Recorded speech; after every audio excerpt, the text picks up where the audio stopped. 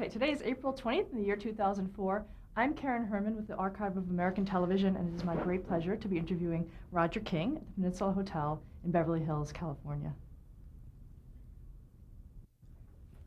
Okay, I'd like to take about 10 minutes and talk about your early years and influences. Our first question is, what was your name at birth? Roger King. Any middle name? Monroe. Do you have any Roger Monroe King. nicknames growing up? No, When were you born? 1944. What was the date?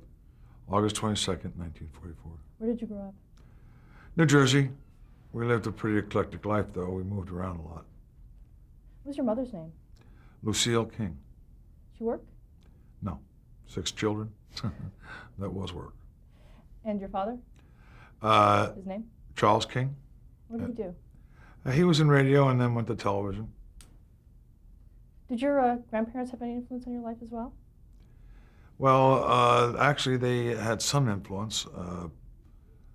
My great uncle actually invented the hot dog, if you can believe that. If he had patented it, we wouldn't be doing this interview. It was actually the way to do it. And we'd go over to his house when I was a kid, and they had this machine that went like this, and they made the hot dogs. What was his name? Arthur, Uncle is what his name was. And you said you had 6 siblings? 5 brothers and sisters, yeah. What are their names? Diane, Karen, Michael, Bob, Rich, and Roger. Let's talk about your early influences. What kind of hobbies did you have as a kid? I played sports.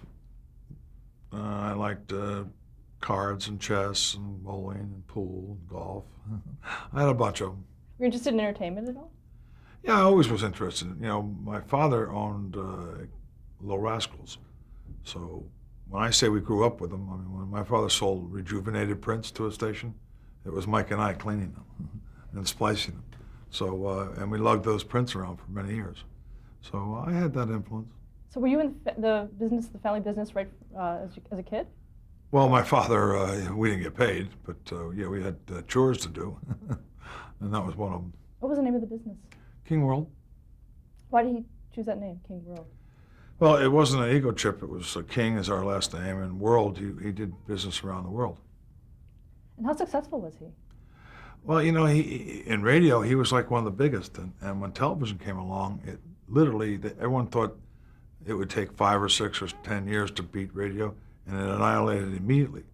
So, you know, we lived lives like this, so rich and poor and rich and poor, and so when you ask me some of those questions, you know, we moved around quite a bit. Mansion, summer rental during the winter, you know what I mean? What did that do for your schooling? My brother Mike went to 4 different high schools, so, you know, it was difficult. What about you? It was difficult on me. You a good student? Yeah, I was very good in math, especially. English, a little tough. What did you want to do when you grew up? I wanted to be successful. I liked show business. I started out, I went to work for a newspaper. That was really one of my first big jobs. And then I went to radio. And from radio, I went to television. Did you want to go into your father's business from the start? Yeah, I liked it. You know, I had a passion for it. What was his business There wasn't a lot of breaks for us, though. I mean, so opportunities were very, very few. What was his business philosophy? Well, he taught me one thing that was really important that I never forgot. And he said, Roger, if you're honest, you can sell them forever. And if you're dishonest, you can sell them once. So he said, your bond and your honesty are really what separate you. And I've never forgot that. Also, a good sale is when both people smile. And a bad sale is when one smiles. And I still take that to this day. Was he one of those people that could seal a deal with a handshake? Yeah, that was his, you know, and he was really he looked like a senator. I mean, he was a politician, and he was a great salesman. And yeah, he trusted people. Now it's a little different. Yeah. So what was the most important thing that you learned from him? What I said before about honesty, integrity, hard work, and a good deal is when both people smile. Yeah. Can you describe the business at the time? Well, I tried to get into the business of, you know, I was in radio, and I was doing great in radio at a little radio station. And I wanted to work with him. You know, he was a better, you learn by observing him. He didn't teach you. He wasn't a good teacher. But you learn from observing him. And that, I guess it got through me through osmosis or something, but I picked it up. And what kind of thing, where did you go with him? We went on the first thing I did to him was I went to New York and he had like $6 in his pocket. And he was trying to buy The Little Rascals. And he went into Fred Thrower at WPIX and sold him Little Rascals for $50,000 and went back to the owner of the series because Little Rascals, Hal Roach Studios, went into bankruptcy in Scranton, Pennsylvania. Hal Roach Jr., I guess, bankrupted the company. So he got those out of the bankruptcy, and then he went in and said, this is a $50,000 contract from WPIX, which is like a bank note, and that's how we got the Little Rascals. What year was that about? I was in this, I'd say mid-'60s, something like that. I don't really know right off the top of my head. Yeah, and this was to go on television? Yeah, Little Rascals were the Our Gang comedies. So when television came along, they had to rename them the Little Rascals because they had sold the name Our Gang to MGM, and they made 55 more. Was there any problem with the political correctness of the series at all? We had some problems with the black community, and we edited the series down to the best of our ability and tried to eliminate a lot of it. Little Rascals, I thought, was very unique because the black people and white people, what they want to do is parody. They didn't want segregation. And Our Gang, Little Rascals, they had the blacks and the whites, and they were all poor. Waldo was the only rich one. So I always thought it was, and clubhouses, and, you know, America's built differently now than those days. You tried to revive it with the film much later. Is Little Rascals something that's very near and dear to you personally? Yes, it is. It built our company, and we lived it, our whole life with it. And it was always something I thought that would take us to the top of the world, as my father would say. And we had our, you know, keep in mind there were 72 titles. They were all varied lengths. They ran in the movie theaters before the movies. So there were 8 minutes and 15 minutes, so we had to edit them down and make it a series, a half-hour show. What other properties did you have for television? At that time? Yeah. That was it. King World, one show. A little different now. Do you remember the first time that you saw television? Yeah, I do. It was round, and it wasn't in color. And I remember watching, what was it?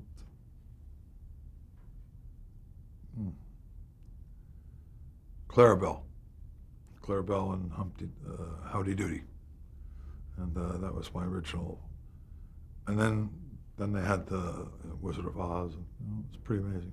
Did you see the potential of it for the business right away? No, as a kid I didn't know, but yeah, when I got older, when I went when I went on to television in Florida, when I came off of that, you know, that was really, we had to go build King World. Okay. In Florida, that was WKID? Yeah. Talk a little bit about that. What did you do there?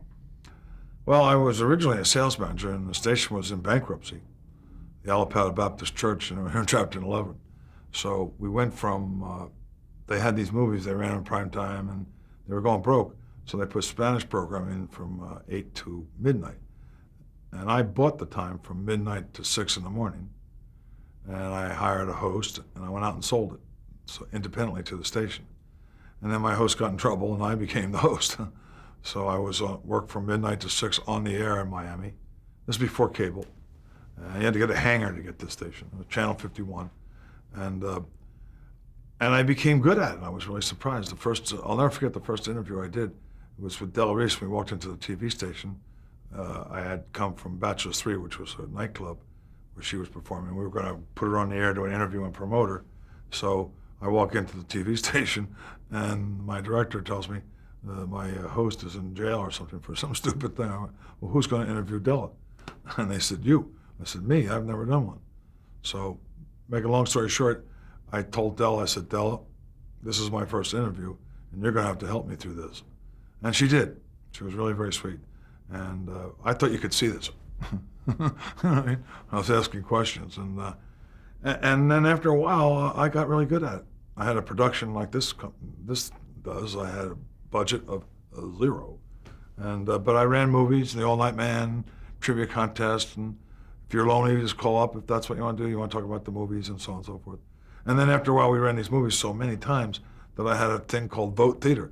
And I had the director bring in these movies, and we put them up, and I said, now vote on them. Which one do you want? Do you want the cowboy one? You want the gangster movie? You want?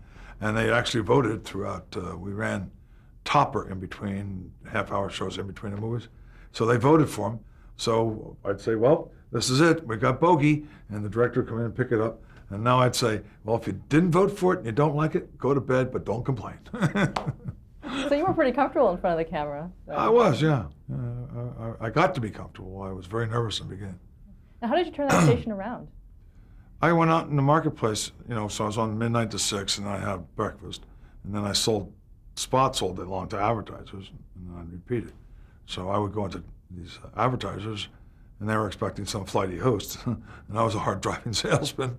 So I did very well. I sold the show station out from midnight to 6, and I was making a pretty good living until I got. When did you sleep?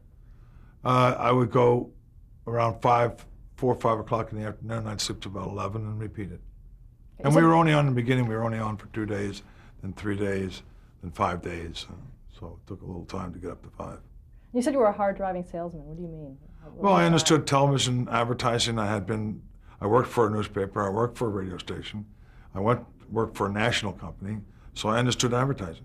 So when I went into the advertiser, I thoroughly understood his radio and newspaper, and television is the strongest media ever devised. It's newspaper and radio together. So that's what I meant by it. I didn't mean anything negative. Okay, so that. And I was trying to basically- close, too. And I did a very good job. Who were some of the advertisers at the time for you? Well, they were all local advertisers. Waterbed City Place and stereos and so on and so forth. And the show you hosted, this was called the All Night Show, right? Right. Okay. And I was the all-night man. Going to be here all night long.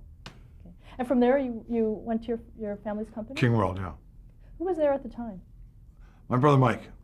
The first year of business, we did 72,000 gross. So we couldn't afford to work for the company. We had to have other jobs. And then my brother Bob was a New York rep, and he worked for the New York rep, and he did what he could do on the job. And then I came in, and then he came in. And our first office was over the barber shop in Berkeley Heights, New Jersey. And there were 3 desks. And the funny story is, my desk was next to the bathroom. So I'd be talking to television stations around the country, right? And then somebody would in there and flush, and the general manager would say, "Are you at the beach? Come on, man." You can just visualize that. Had the company acquired any other properties? We between had, that? at that time, we had inserts, which were 60 seconds long. The Butcher, Dr. Landon Smith, those type of things. So it was pretty much Little Rascals and news inserts. What exactly were those? They were 60 seconds long, 90 seconds long, and they'd be features on different. The Butcher showed you how to cut up a chicken and save money cutting up the chicken, and so on and so forth. And who would usually buy those? The TV stations, news departments. We dealt with news directors, and they put it in the news, the morning news, late time, the noontime news, which women wanted, and these features were entertaining. And who ran the company at the time? My brother Bob. What was his philosophy regarding the company? We had to run sales. We had to get sales up. So that was it. I mean, we didn't have a choice. How would you compare the three of you in terms of your philosophies on business? I think a lot of them are similar. Some of them are different, I guess. And he left in 1977? He left in 70s. No, it was later than that. 83. And when you joined, what was your title? Salesman. Salesman, owner. Now let's talk about the deal that you negotiated with Colbert Television. My brother Bob actually did that. We tracked him down. Actually, a friend of Bob's recommended to Dick Colbert, because we were a regional rep.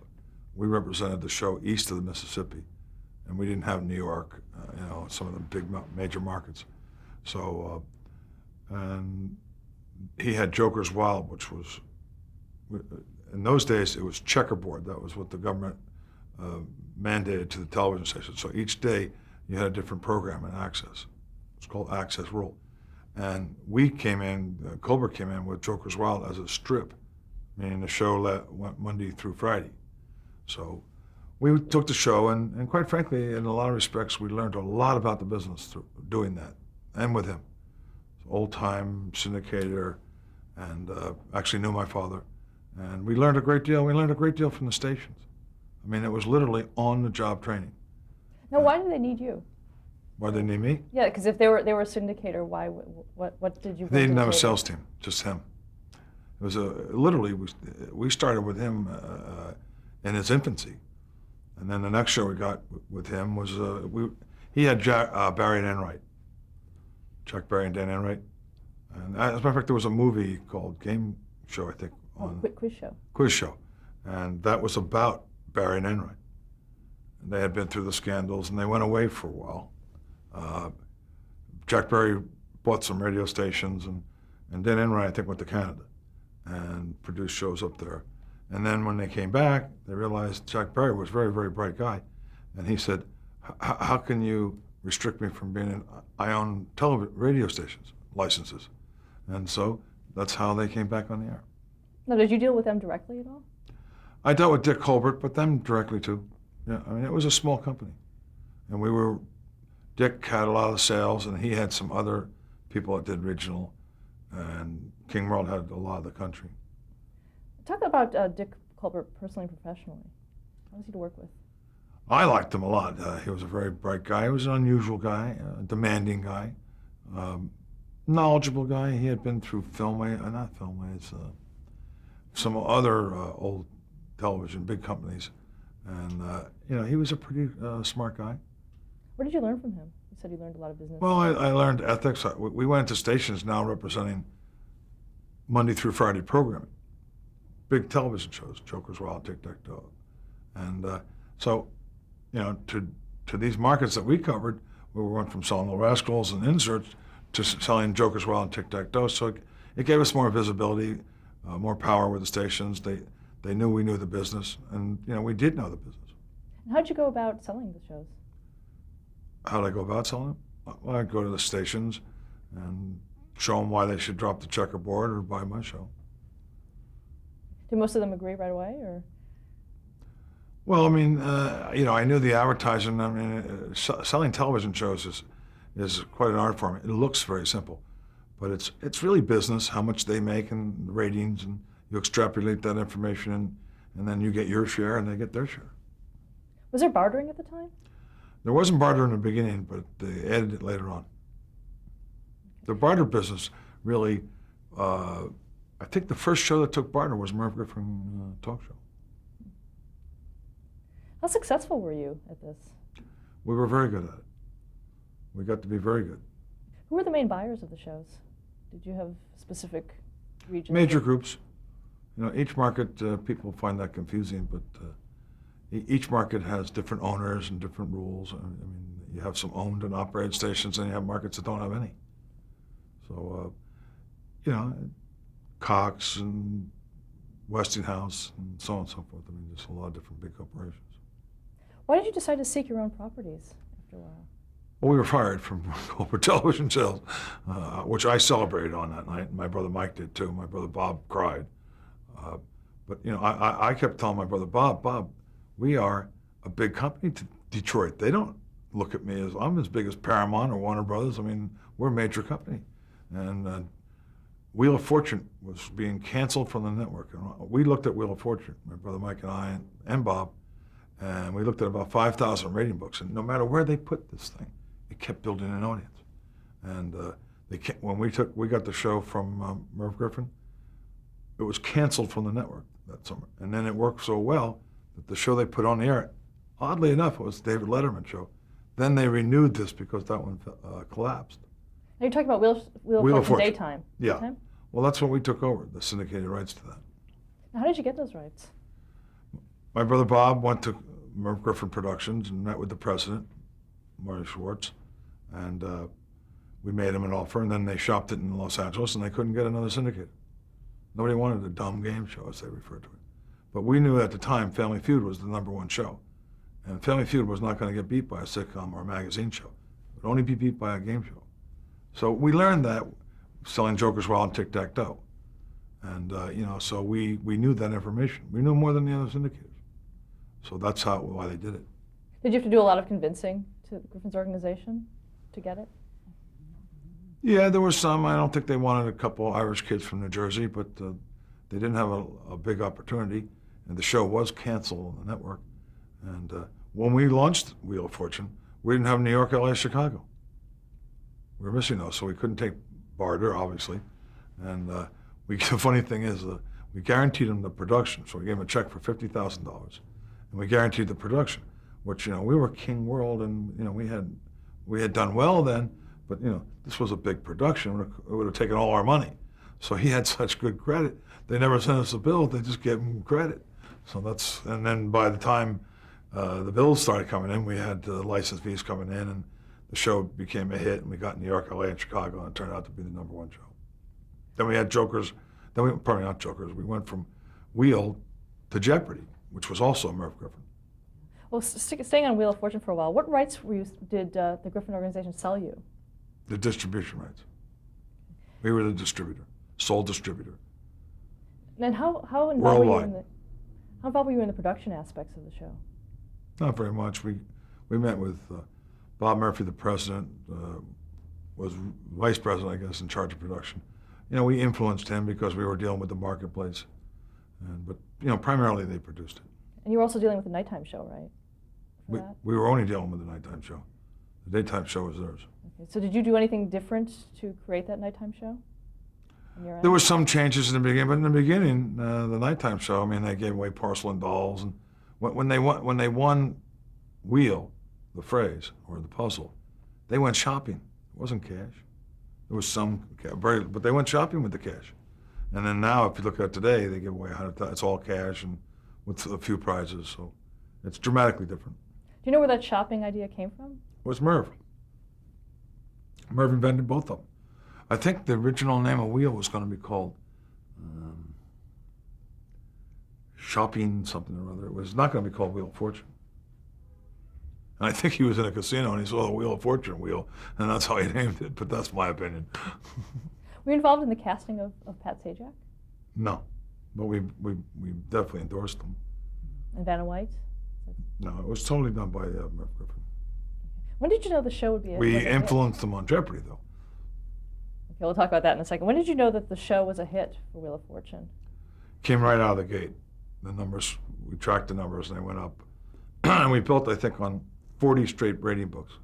October, November, February, May, November, like 40 of them. And so the show just built into the #1 dominant show. It was dominant in access. And what about the sales strategy? Was it once it started to build, was it pretty easy to sell it all the way across the It board? was renewals, yeah. It was basically negotiations. And how did you sell them? Did you have to go from station to station at that point? Yeah, we always went to each station bought their own show, or maybe there were some groups, but most of the time it happened at the station level Why do you think the show has remained so popular over the years? because they're entertaining. And it's Hangman, and Jeopardy is, and the interesting thing, if you look at newspapers and stuff, people love games. Wheel of Fortune and Jeopardy are not game shows. They're quiz programs. And it takes an intelligence. And Wheel is really a fascinating game. It's the only game you can play with an 8-year-old son and the father can sit in the room, and both of them play at the same level. Eventually, all you have to know is how to read. But, and think of another game that you can play with the 8-year-old and be just as challenged. Most think of, oh yeah, little Billy, do it like this, and you're not really having fun. But you can actually play with the kid. And I think that's fascinating. What do you see as the future of the show? I think it can go on forever. As long as you keep, Harry Freeman is the executive producer of the show, and as long as you keep up with the audience, we do a lot of money and spend a lot of money on research. As long as you keep touching that audience, the audience is the boss. It's not the King World and Roger King or the producers. It's the audience. The ratings go down, the show goes down. The ratings go down low enough, it goes off the air, and that's really that's it. That's as simple as it is. Maybe a little more complicated than that, but that's it. How important is research to King World? It's vital. If you don't keep in touch with your market, your audience, you're going to lose. And how do you do that? We spend money on focus groups and research and go around the country. The contestant searches around the country for the game shows. We spend money on all shows. What to you makes a great contestant? They play the game well. I mean, the game really is the game is the game, and you're playing against each other. But Wheel, you're playing against each other only with going to the bonus round. Prior to that, people really sort of root for each other, and the audience is big money, and I think that's the real ingredient. Okay, let's go to Jeopardy. How did that come about for you? We got Jeopardy the same time we got Wheel, because Jeopardy had failed in those checkerboards I was referring to before. Jeopardy actually came back with Art Fleming, Don Pardo, but they had them in tuxedos. You probably don't remember this, and they took away the bonus round, which was the key to the show. So it had failed. So we took that at the same time, and I had never forget this. I told Bob Murphy, the vice president, I said, Bob, and most people don't realize, Jeopardy, the three contestants kept all their money. So if you had $800 or $1,000, you'd bet $5 because you got the 1,000 when you left. And of course the champion would win. I said, Bob, why don't we make the winner get the cash and the other two get prizes? And now they're swinging now. I mean, they're betting double or nothing. And that, I think, put more Jeopardy into Jeopardy. But Merv Griffin invented it, and Merv Griffin really gets total credit for everything. Yeah. But the reinvention, were you involved in that reinvention of recasting? Yes, I was. My mother always said Alex Trebek, and I would just recommend it to him. I mean, when you are the sales force and the distributor for a production company, you're connected. So they, and we're connected to the marketplace. So they listen to you. But basically, it's them that produce the show, and we distribute the show. What did you see in Alex Trebek? Well, he's a good-looking guy. My mother loved him. He had done other game shows, and there were very few. The last host of Jeopardy was a little older, so if we had a run, he as a matter of fact, he did pass away, Art Fleming, who was great. But you have to be, when you start something over again, and you're looking at a 10 or 20 year or 25-year run, and of course you had to get somebody younger. And you were selling this simultaneously with Wheel of Fortune? The following year, 84, we put them in tandem with Wheel as a block, game show block. How did that do? It did great. It's still on the air. It's renewed in 2008 at this point. God only knows when somebody's going to watch this, though. So 2008 might be really old. But was it common at the time to block two shows like that? Blocks work, yeah. Magazine blocks, and blocks work. Talk show blocks. When you talked about my father earlier, he was in radio, as I told you. There were game shows and talk shows on the air on radio. So, and when the wheel, when the comet comes to hit Earth and blow us all up, there'll still be a wheel spinning. Okay, let's stop there to change the tape. Good, let me have a listen.